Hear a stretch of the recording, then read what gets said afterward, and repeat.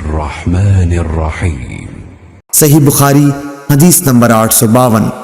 Shuba ने बयान किया, उन्होंने सुलेमान से बयान किया, उनसे अम्मारा बिन उमैर ने, उनसे असवद बिन यजीद ने बयान किया कि अब्दुल्लाह बिन मसूद रदियल्लाहु अन्हु ने फरमाया कि कोई शख्स अपनी नमाज में से कुछ भी शैतान का हिस्सा न लगाए, इस तरह कि दाहिनी तरफ ही लौटना अपने लिए ज़रूरी करार दे ले।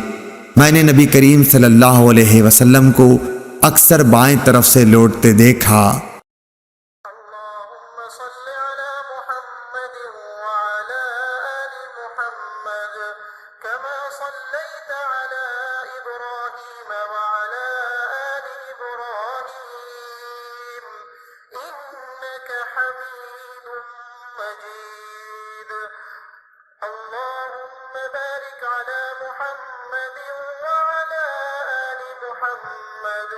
كما باركت على إبراهيم وعلى آل إبراهيم إنك حميد مجيد।